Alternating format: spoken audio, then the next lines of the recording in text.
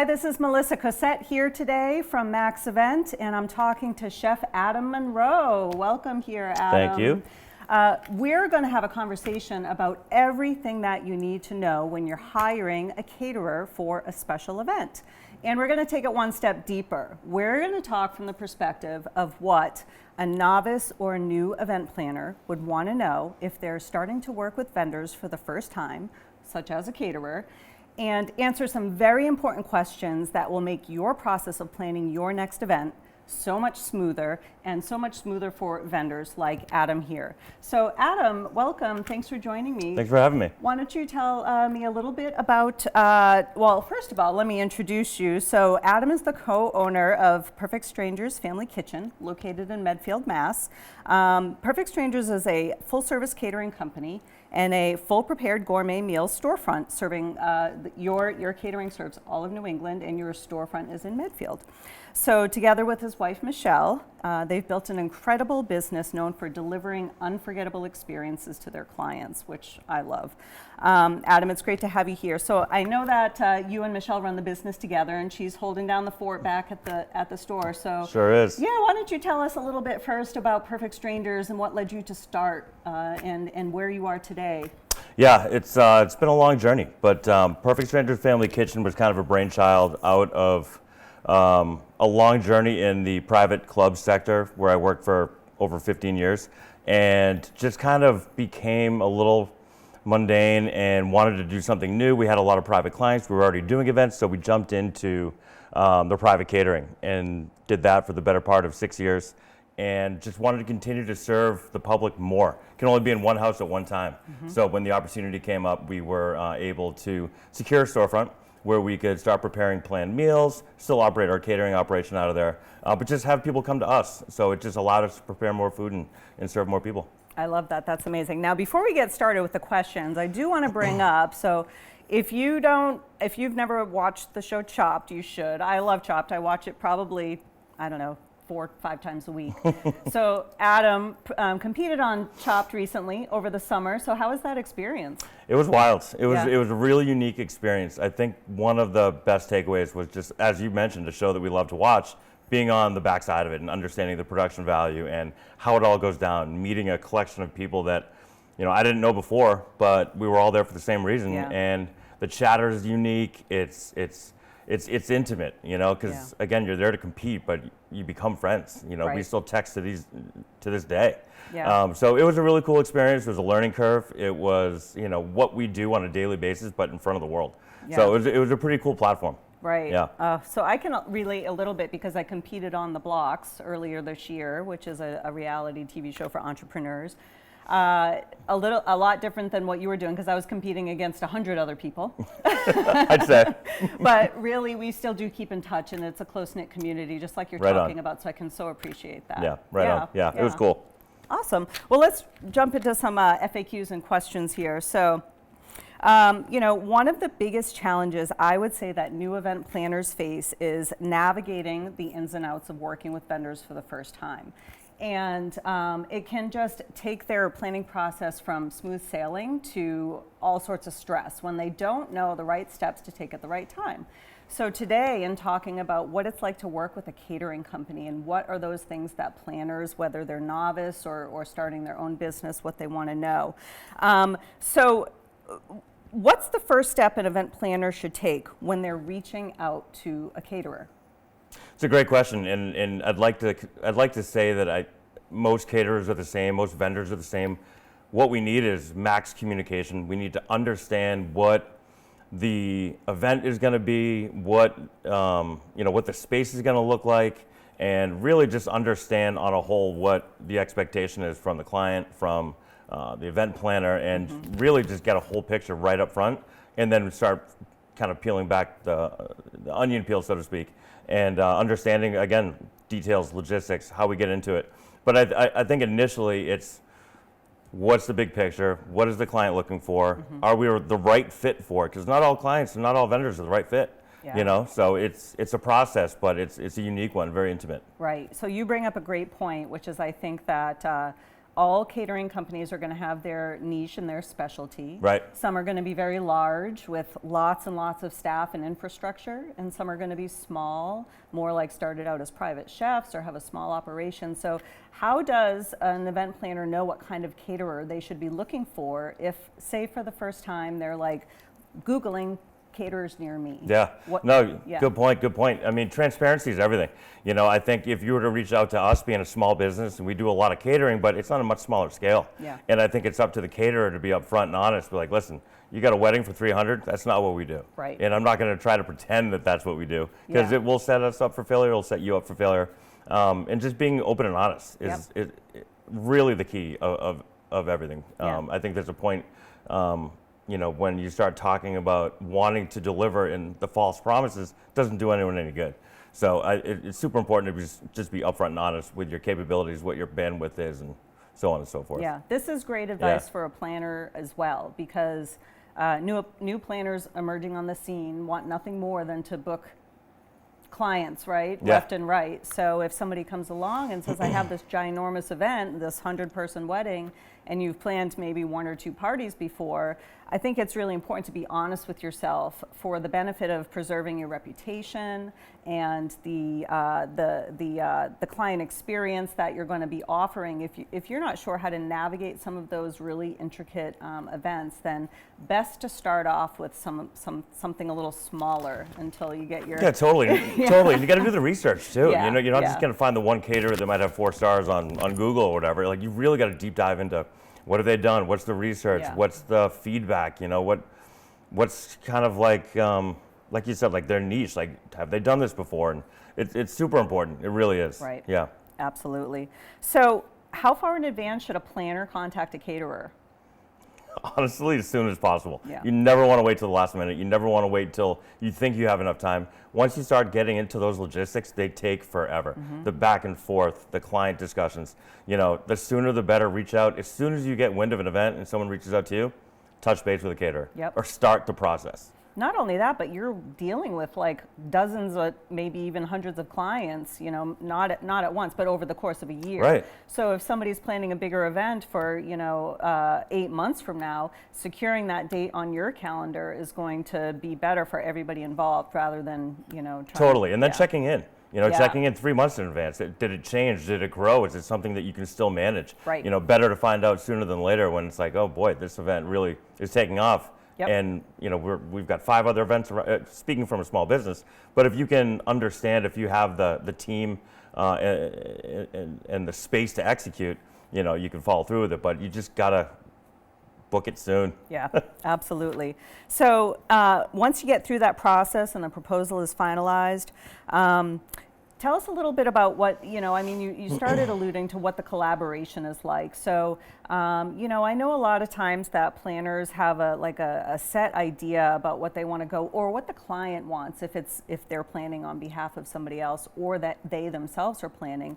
And they might have in their head, you know, this is the kind of menu I want to serve. And, you know, do you take some time to talk with these people about the reality of what they're looking for, how that will fit with their actual event? I guess I'm trying to say, isn't it very important to make sure that your food service style matches the event vibe you're going for? 100%. Yeah. Yeah, 100%. Couldn't agree more. And you know, whether it's indoor or outdoor, you know, what the space looks like, you know, the execution of the food, the style of cuisine, is it cold, is it hot, the number of people that it takes to actually execute said food on site, not just prior leading up to it, but the steps are crucial, you know. And again, it kind of always goes back to being honest about it and, Right. and what you're able to do, what the bandwidth is, and it's you just got to be open and transparent. Right.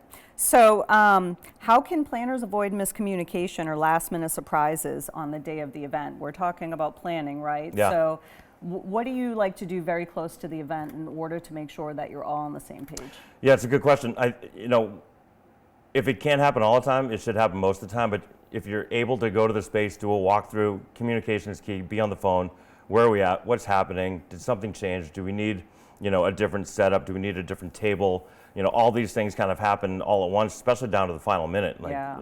anything could happen. Anything could change. The client could ask for this or want to swap something out. But the communication is huge. The walkthrough is gigantic if you can do it, so you can actually see the space. You don't want to just show up on, on the day and you're like, okay, that's not what it looked like. That's not what you sent us. And it can be a nightmare. But I think that level of communication needs to be at peak, the week out, 2 weeks out, and especially 3 days out and until day one. You made a great point about events that occur outside, right? So a lot of people start off planning and they think, well, I'll save some money by having an event here in my backyard, and we'll just set up a giant tent, or my neighbor's has a big yard, right? So I don't know about you, but every event that I've run outdoors is more complex than any indoor venue. 100%. Yeah. So that's a big fallacy that people believe, is that everyone wants to have an outdoor event. Yeah. They're the best. They're awesome. But like logistically, it can be a nightmare. But with the right planning, with the right discussion, with the right budget's got a lot to do with it. You got to make sure you've got added space to add a tent if you didn't think about it, to add a catering tent if that's something that you need, and that does affect the cuisine overall. Is there cooking apparatus? Do we need to rent it? Are you going to do it? Or are we going to do it? And just being upfront with all those necessities from the catering standpoint. We try to. From menu creation all the way leading up to on-site, it's, okay, what do I need for this? What do I need for that? Mise en place is a big thing in our world, and it doesn't just mean having all the food in its right place, but also the equipment and the understanding and the power necessities. If you need power out, power plugs or extended cords and things like that. Outdoor events are something that everyone wants to do. It's just, it takes a lot. Yeah, and it takes a very skilled planner to pull one off successfully. 100%. So, for those of you watching that think, we're just going to throw a little big party in our backyard, just talk to a planner, make sure you got all your ducks in a row before you begin. Yeah, the variables are, weather, it can just, it looks beautiful 6 months out, and then you get a week out, you're like, wow, there's a storm coming, or it's going to rain that day. And then at the last minute, you're like, oh, we got to call the rental company for heaters and everything like that. Exactly, so. And a big part of that is the budget too, making sure going into it, if you can do it, do it. If you can't do it, just think the party out and like, okay, we have to have this indoors, or we're going to do it outdoors, or can we pivot at the last minute? But having those kind of like, back pocket plans to really jump into motion is key from a planning standpoint. So you haven't said it explicitly, but one of the things that I think is really important for anybody in the event services industry is to make sure that you know your stuff well enough to coach your client through anything that they think that they might want. And you have to have that confidence in order to say, I think that what you're asking for is amazing, but here are the reasons why this might not be the right choice, So as we're talking about really understanding the process, as a planner, people really need to get their knowledge about what they're talking about really set so they can then coach their clients on what it is that they're... Yeah, you nailed it. That's huge. Just to elaborate a little bit on that too, like when the client reaches out to a planner and then the caterer, they want the world, which is great. Understanding, again, the budget is huge. This is what you want, but here's what I can do for you within those confines, Right. And it's super important to be upfront and honest, but also creative. Yep. If that's what you want, okay, this is what we can do, and just really lay out that expectation so it's not like over, under delivered. You want to make sure you can meet that expectation and then some.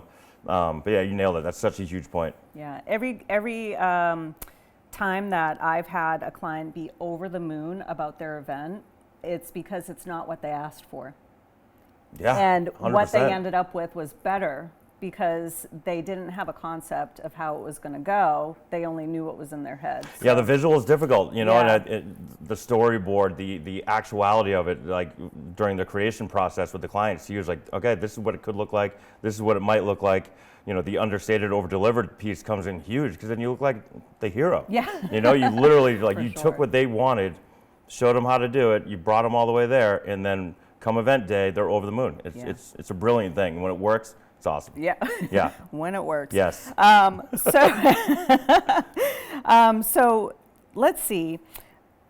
We covered a lot of my questions here, so I'm going to move on to the next. Okay, what's the one thing that most planners don't realize that's included in catering contracts? When they're starting out, that is. Yeah, I think administrative yeah, fees are big. There's so many fees that come Yeah. with booking a caterer. It's not just, okay, here's the cost of goods, this is what we're going to do, here's the staffing, but there's admin fees, and things can really start adding up when you start, including all the line items from rentals and all the back office work that it takes to execute these types of events. You want to just make sure you're asking the questions. And if you don't know what something is, then ask. Yeah. When you get that first initial contract, you're reading through it, you're like, okay, we didn't review that, we didn't review this. Yeah. What is an admin fee? What does that entail? Don't be afraid to ask the questions. It's super important. It's only going to build your knowledge moving forward. What is even more important is to understand that these fees aren't arbitrary fees. They serve a purpose. Like you started to say, that the time that you spend putting into preparing for an event comes long before the weekend or whatever that you're going to start Certainly. slicing the vegetables and doing all that. Yeah, the sourcing, Yeah. the planning, the staffing. It's Yep. it takes a village, as they say, to really create these events. From a back office standpoint, all the way to the prepping, the packing, the delivering, the showing up. There's a lot. Yeah. And like you said, it's not arbitrary. There's a reason why those fees are there. There's a lot of people that are involved. There's a lot of time and effort. It's not just there to, jack up the price, so to speak. It's there for a reason. Yeah, and a lot of people don't understand why catering's pricey. And of course, when say you go out to dinner, right? You spend $50 to $100 per person on your quick night out to dinner. Now imagine creating an event in the middle of, say, a yard that nothing previously existed.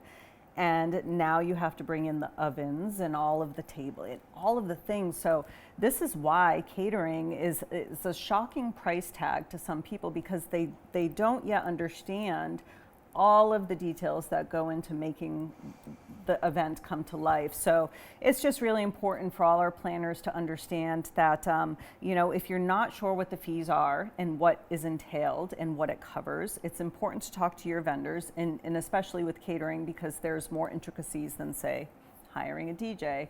But get that knowledge and awareness ahead of time so you can be comfortable talking with the clients about what. Yeah, you nailed it, 100%, absolutely. And doing the research ahead of time, and really, reaching out to multiple vendors. Yeah. If someone says they can do it at that price, doesn't mean they're going to do it well. You really want to do a deep dive into, how have they executed before? How have they worked with clients? How have they worked with other planners? Yeah. You could really just be a nightmare. But with the right planning and the right understanding, and just really putting in the research and the legwork to figure it out, you're absolutely right. It'll pay dividends in the end. Yep. And another example is, when somebody seems like they're kind of being very budget conscious, right? A question I love to ask is, if $500 was the difference between an event that was just okay and one that is beyond every expectation you could ever have, wouldn't it be worth that extra $500 or Yeah. I mean, for me, it would be. Certainly. If that's going to be the difference, I hate to say it, from ordinary to extraordinary, Yeah. it really is. You want to go the extra mile. If it's a small amount, and if it's a small enough amount that you can get to that point, just go ahead and do it. Yep. And just to back up on your point a little bit, like, caterers might be more expensive for certain things, but also the cost of goods these days, as people know, it's not going down. Yeah. They've reached a peak, and they're going to stay there, unfortunately, for probably quite a while. It's not like we're trying to pull the wool over anyone's eyes.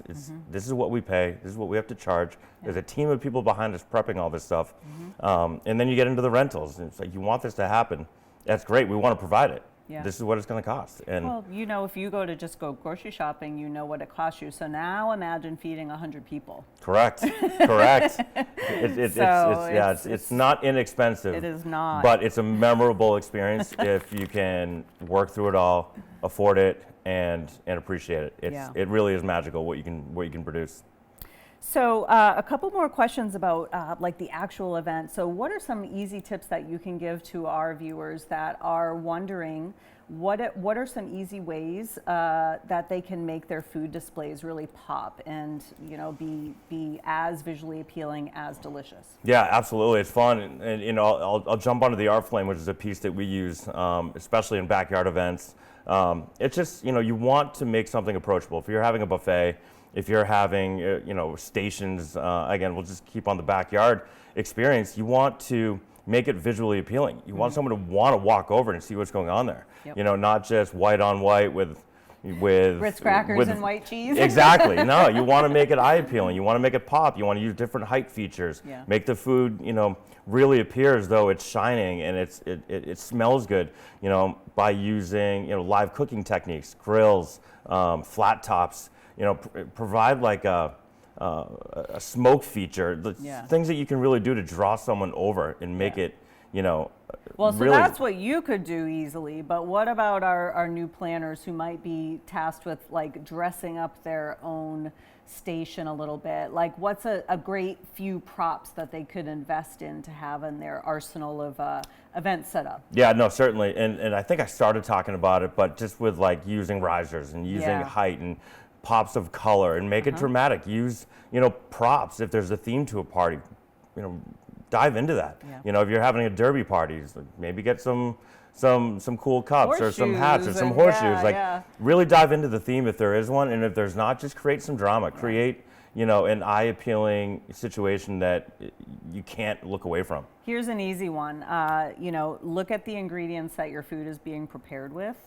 That's a great one. Absolutely. Like artichokes, and get a couple fresh artichokes, and put it artfully placed, around your buffet items. Absolutely. I wish I had said that. Yeah. But agriculture is literally like one of the easiest and smartest techniques to make any station or buffet line or even tablescape pop. Absolutely. You nailed it. I wish I had said that. No, I was thinking I couldn't get it. I was reading your mind, yeah, I think. Thank you. Another good one is the pomegranates because they're so lush. And, certainly. Yeah. Absolutely. Just slice that and it looks beautiful. Yeah.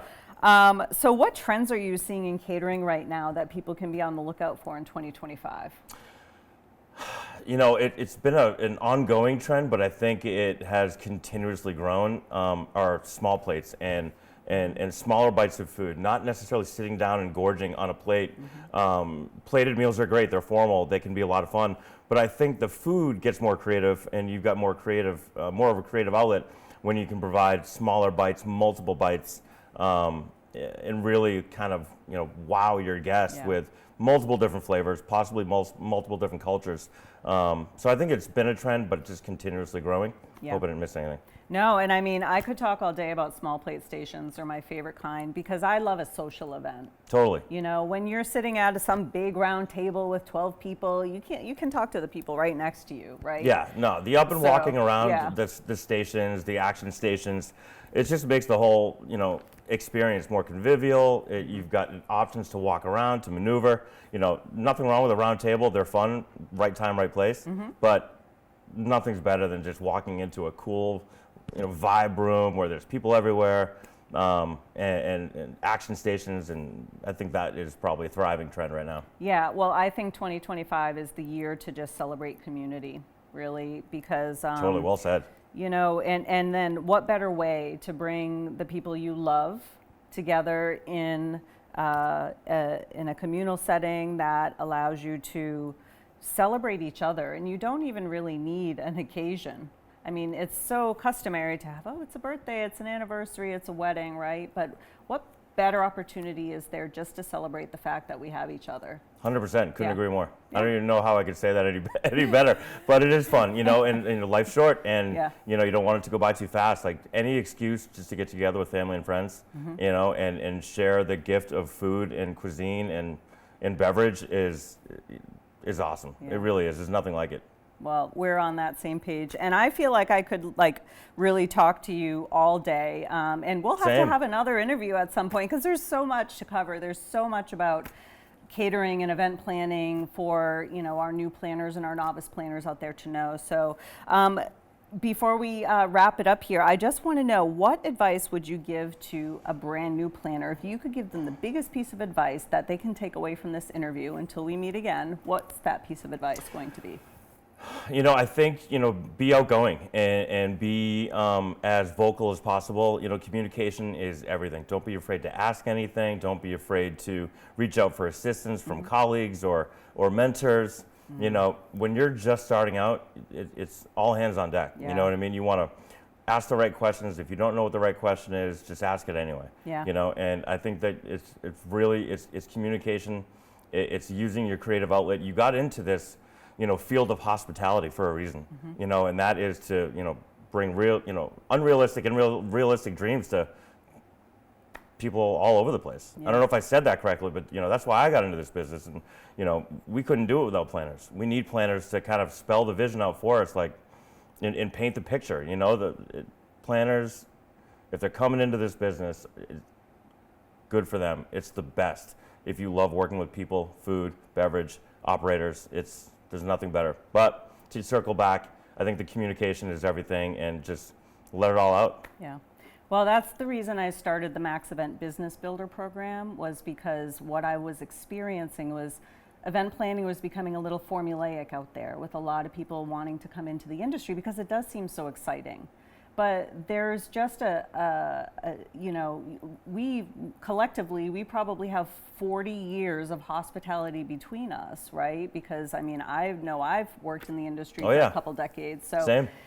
You can't get that knowledge from an online certification program, or like planning one event or something like that. So for me, my mission is to really help people emerging into this industry to have this solid understanding of not only what it takes to make people's dreams come true through their events, but I want to make their dreams come through their business, right? Totally. So in the program, it's like, let's let you get a business that is going to bring you the life you're dreaming of, and by way of planning events. Yeah, you're right. And you can't get that on, just a computer, program, and real life experience will really help you. Go out of your way to, just like, from a culinary standpoint, dining experiences are everything. You get, creative juices, you get inspired, from a planner's standpoint, I'm sure you probably did too, working with people, coming up, really like learning the ropes.